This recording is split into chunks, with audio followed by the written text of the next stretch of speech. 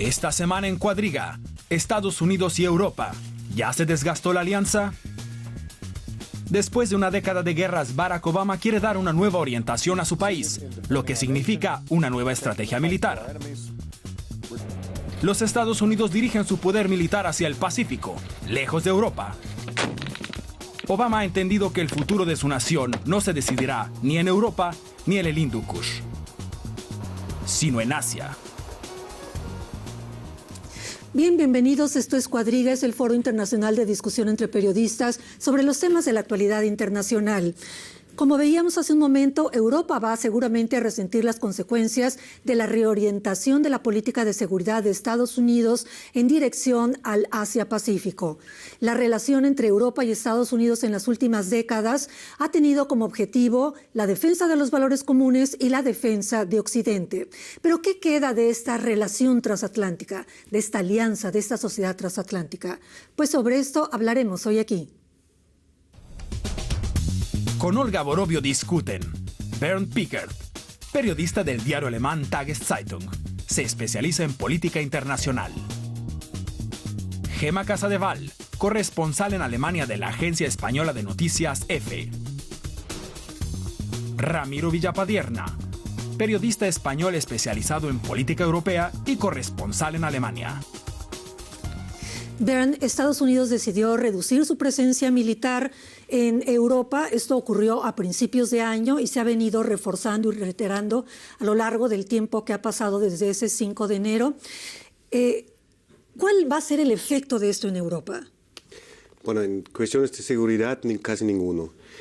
Porque eso lo que van a reducir, y eso eran planes que ya existían desde hace 15 años, que se iba a ejecutar antes del 11 de septiembre de 2001, porque ya había planes para reducir los costos, los gastos, y después del 11 de septiembre simplemente se reforzó tanto el presupuesto militar en Estados Unidos que no había necesidad para reducir, sino que se podía introducir las nuevas cosas sin reducir en otras partes, entonces se quedó aquí la fuerza militar.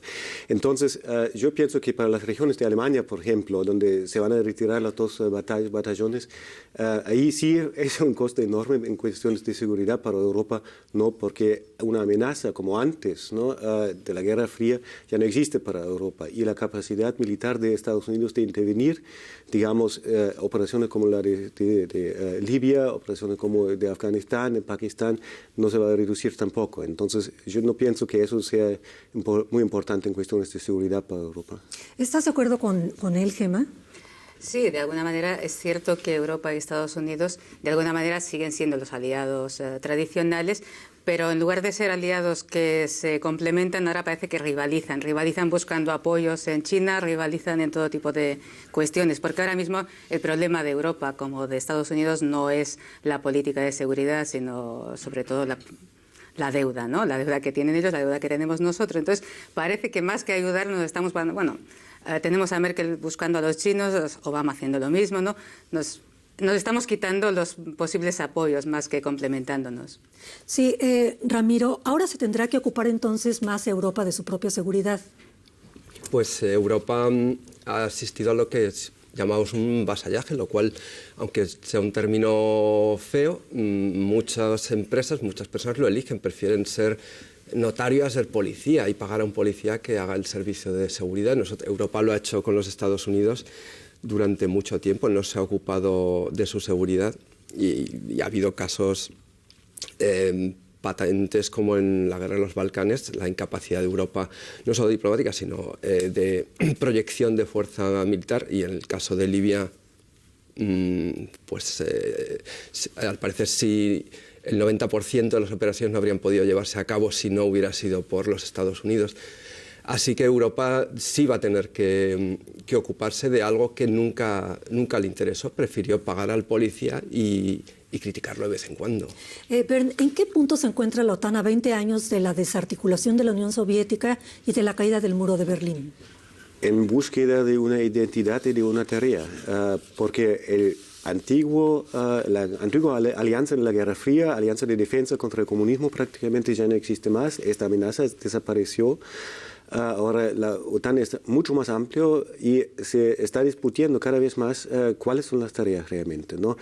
Es una alianza para intervenciones al estilo de Libia, al estilo de Kosovo, con o sin el mandato del Consejo de Seguridad.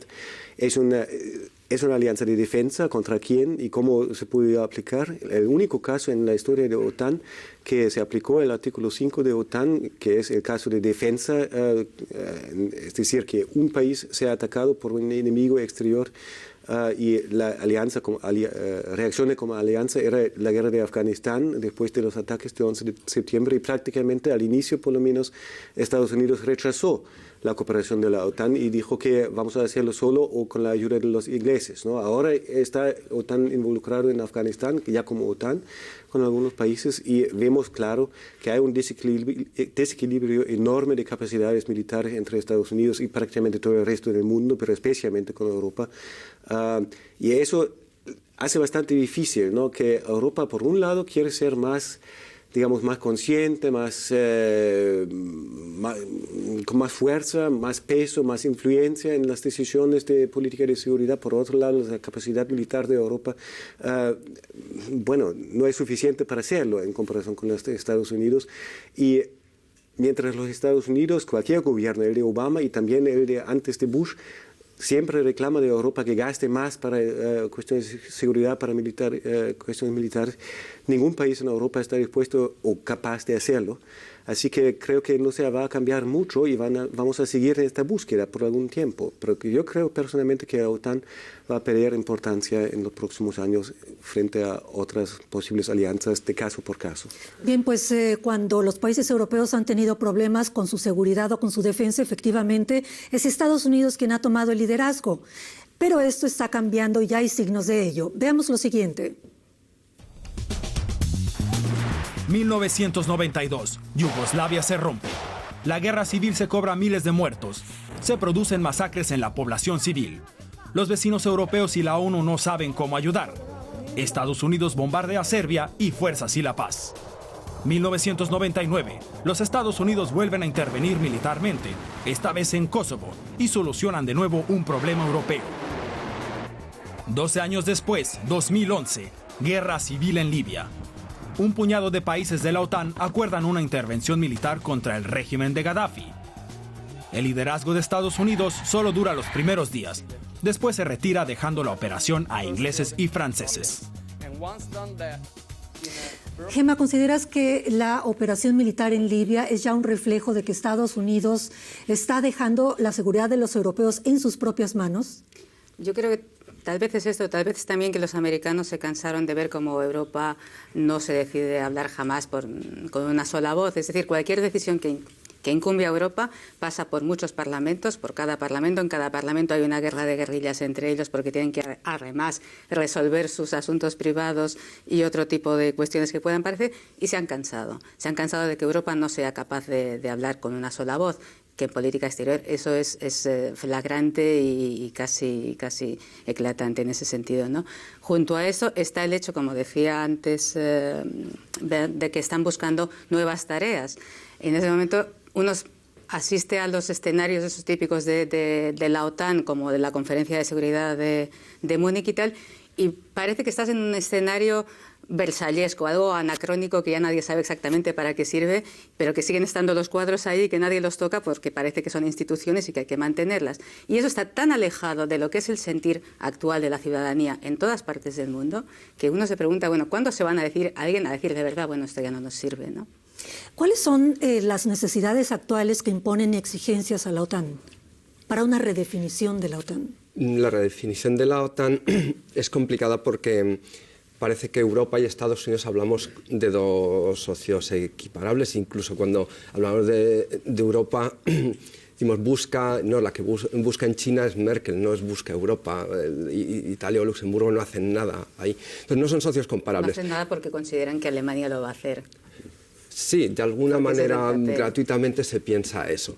Pero la cuestión es que Europa solo tiene la OTAN.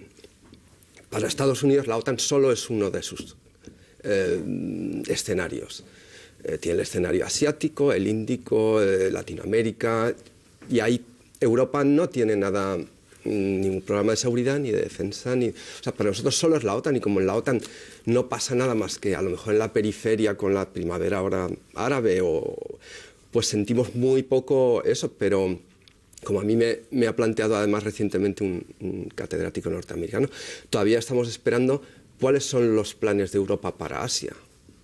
Es decir, no se trata solo de tener una buena defensa por si un día vienen los chinos a conquistarte, sino, ¿tenéis algún programa también vosotros? ¿O solo estáis sentados a la espera y esperando que los Estados Unidos se ocupen de arreglar las cosas en el Pacífico, en África o en lo que pueda venir? Bernd, ¿consideras como periodista alemán que hay preocupación aquí en Europa por la retirada de parte de los efectivos militares de Estados Unidos? Como dije antes, ¿no? En las regiones afectadas en Alemania, en el sur de Alemania, sí hay preocupación por cuestiones económicas. Pero a nivel de seguridad no hay preocupación. A nivel de seguridad yo diría que no. Lo que sí hay es la preocupación, por ejemplo, en el caso de Libia, ¿no? Como Rodrigo dijo, que si Europa, o algunos países, mejor dicho, ¿no? Los franceses, los ingleses, realmente quieren intervenir, no tienen la capacidad, y si Estados Unidos no está capaz o no quiere apoyar este tipo de operaciones, Europa prácticamente no puede ejecutar lo que políticamente quiere. Y entonces, ¿cómo hacemos? ¿No? Buscamos la vía civil, decimos que Europa, bueno, no es una fuerza militar capaz para intervenciones militares, sino que tiene que buscar la vía diplomática, la vía civil, jugar con el Consejo de Seguridad más esforzado, o vamos por el otro camino buscando de redoblar de alguna manera la fuerza militar de Europa, lo que sería súper impopular en Europa. Creo que en esta situación de deudas, de presupuestos precarios en todos los países, es bastante difícil gastar más para cuestiones militares. Entonces yo no veo que ese camino sea viable para Europa. Nos hay que buscar otro camino, pero la gran pregunta es ¿para qué sirve OTAN en todo este escenario? Todavía no hay una política común que realmente sea común de defensa y seguridad de Europa. Hay varias instituciones que supuestamente instaladas hace 10 años y reforzados el último año, pero todavía no funcionan para nada, y los intereses son cada vez más diversas y no más únicas, ¿no? De los diferentes países europeos. Así que yo no veo dos cosas. Yo no veo que Europa de por sí, o Europa unida, sea un peso enorme en la política internacional, sino que son cada uno de los países. 3 de ellos son miembros del Consejo de Seguridad Permanente, Francia, Inglaterra y, bueno, Rusia si quieres. Y yo no veo realmente que Europa en sí puede aumentar su peso en política internacional por todas estas razones, ¿no? ¿Está cayendo Europa en la irrelevancia militar y política, Gemma? Bueno, tal vez nos deberíamos preguntar si Europa está cayendo en la irrelevancia, sin aditivos. Esa sería tal vez la cuestión y lo que realmente preocupa ahora a la gente. Antes decía Ben, hablando de que Europa no puede aumentar costes o militares y todo esto, ayer curiosamente cuando salió la propuesta de que el mando de ese escudo antimisiles, que va a ser una versión, digamos, un poco light respecto a lo que quería Bush, iba a estar en Ramstein, la primera pregunta que se hacía al ciudadano es ¿qué consorcio armamentístico vas a ir ganando de esto? Porque ya nadie piensa que realmente eso vaya a tener una función militar defensiva real, sino piensa, bueno, aquí hay alguien que va a ganar dinero, que no somos nosotros, aquí hay algún político tal vez que va a sacar una partida. ¿A quién va a corromper qué consorcio para que esto sea así, ¿no? Esta es la pregunta que se hace el ciudadano hoy, más allá de las cuestiones defensivas y de seguridad en las que ya nadie cree, porque finalmente el enemigo sale de ahí donde tú no imaginabas. Pues justamente este aspecto económico de financiamiento ha jugado un papel muy importante en la relación transatlántica a nivel de la OTAN. Los países europeos han puesto durante décadas el 25% del financiamiento de la OTAN y Estados Unidos el 75%, Ramiro. Así es. Como decíamos, preferimos dedicarnos a otras actividades más productivas que a ser el policía, y entonces tú pagas el servicio de seguridad y te dedicas a ir a la ópera, lo cual también es muy respetable. O sea, no todas las sociedades están preparadas para, como decimos, asumir determinadas características por nuestra psicología. Y para asumir muertos, para asumir muertos entre nuestra población, que eso en Europa es cada soldado que muere en alguna misión, es un shock. Pero yo creo que la defensa está muy alejada de la mentalidad de las nuevas generaciones europeas. Pero es un poco como al que le gusta el baloncesto, le parece inimaginable un baloncesto sin los americanos. Porque es que cada equipo europeo necesita un par de buenos americanos y tal. Al que no le gusta el baloncesto es que le daría igual que la Liga de la NBA existiera o no existiera. Porque no... Ahora, para el baloncesto global, por así decirlo, los americanos son fundamentales. Bueno, pues en la defensa sucede un poco lo mismo. No importa si a mí me interesa o no me interesa la defensa. El hecho es que son fundamentales porque en cuanto es necesario cualquier operación, aunque aquí se ha dicho en la de Libia, al poco tiempo se retiraron, bueno, no se retiraron, lo que dejaron es de intervenir directamente, pero el comando, control y el suministro logístico era impensable. Como digo, 9 de cada 10 operaciones llevadas a cabo por franceses o ingleses habría sido imposible sin el apoyo americano. Sin embargo, al principio en la operación de Libia, Estados Unidos asumió el liderazgo y después se retiró, pero efectivamente los franceses y los ingleses hubieran estado sordos y mudos si no hubieran tenido el apoyo logístico de Estados Unidos. Vean, ¿a qué atribuyes que los países europeos tienen ahora objetivos muy diversos, pero ¿significa esto que en esta época de la historia Europa no tiene problemas de seguridad, no tiene amenazas? Tiene amenazas, pero estas amenazas ya no son tradicionales, ¿no? Ya no es la Unión Soviética que quiera ampliar su territorio y que quiera ampliar el territorio socialista y Alemania en el centro, ¿no? Todo el tiempo de la Guerra Fría. De este tipo de conflictos, sino que la amenaza es de terrorismo, la amenaza es económica, la amenaza es, si consideras eso una amenaza, y muchos europeos lo hacen, de refugiados desde el Medio Oriente, los países norteafricanos hacia Europa, todo eso, pero en todo eso no te ayuda el presupuesto militar, ¿no? Son otros instrumentos que necesitas. Entonces yo no veo que... como Europa no se ve como una fuerza que quiere proyectar su poder hacia todo el mundo, como lo quieren los Estados Unidos. Estados Unidos desde hace mucho quieren ser capaces de intervenir militarmente en contra de cualquier amenaza, en contra de sus intereses en cualquier parte del mundo. Están reconstruyendo su ejército o su militar para poder hacer eso. Más tecnología, menos tropas. Más de estos, ¿cómo se llaman? Drones. Este equipo de alta tecnología que realmente puede intervenir en cualquier parte del mundo sin poner en peligro la vida de ningún norteamericano. Y es más barato incluso porque el presupuesto más grande, o la parte del presupuesto más grande es costo para soldados, ¿no? en Estados Unidos. Entonces, Europa no quiere competir con eso, porque ni Alemania ni Francia, y Francia era un poder colonial con ambiciones globales, ¿no? Hace algún tiempo, pero ya no es así. Ya no, el interés de Francia no es poder intervenir en cada momento en Pakistán. El interés de Estados Unidos sí.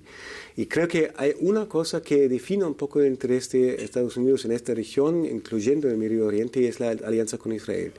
Porque eso es algo que, por todo el discurso de reorientación hacia Asia-Pacífico, la alianza con Israel es el eje fundamental de la política internacional de los Estados Unidos. Ningún candidato, ningún presidente puede dejar esta alianza, y en el momento que Israel se sienta amenazado por Irán o que escale este conflicto, Estados Unidos van a estar al lado de ellos.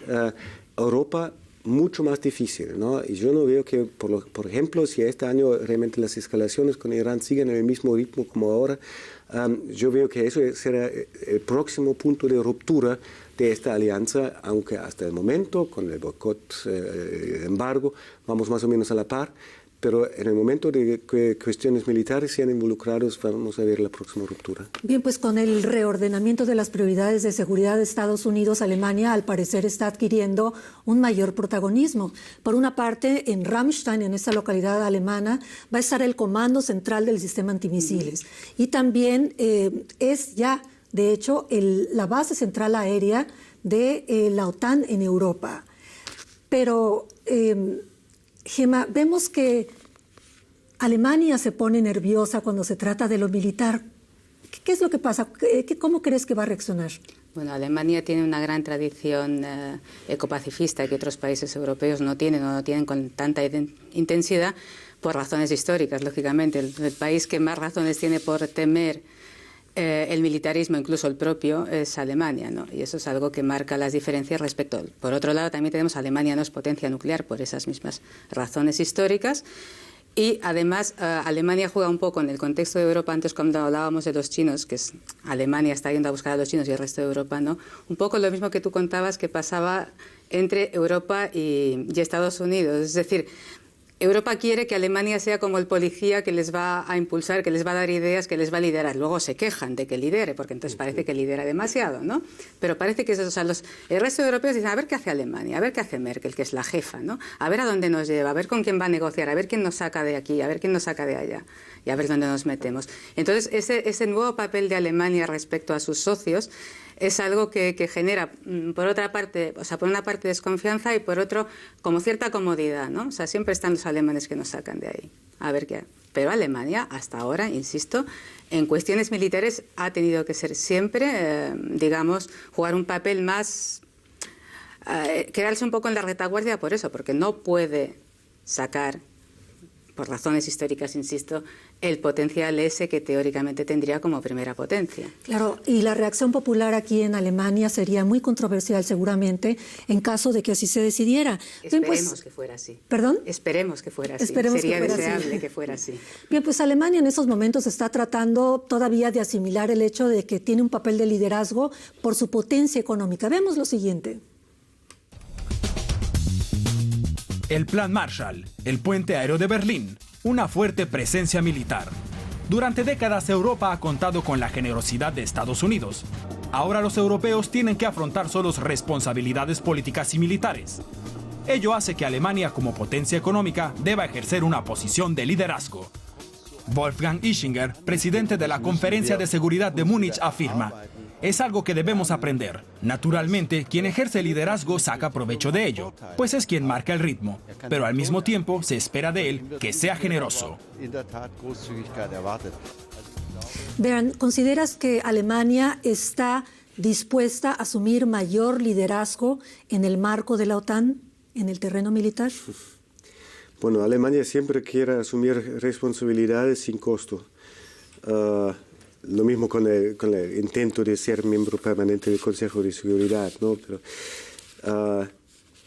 a lo mejor el gobierno diría que sí queremos, pero yo no veo cómo, porque las condiciones no son dadas, ¿no? Pero eso depende también, ¿no? Cómo se desarrolle este debate sobre el futuro de OTAN, sobre las tareas, sobre las responsabilidades, sobre el porqué de esta alianza, ¿no? Si es una alianza que busca más que todo, digamos, negociaciones, soluciones pacíficas, soluciones negociadas con posibles conflictos, entonces en esto sí creo que Alemania podría jugar un papel. Si es una alianza que busque ser un contrapeso o complementario con el poder militar a Estados Unidos, no veo que Alemania juegue un papel, ¿no? De eso depende.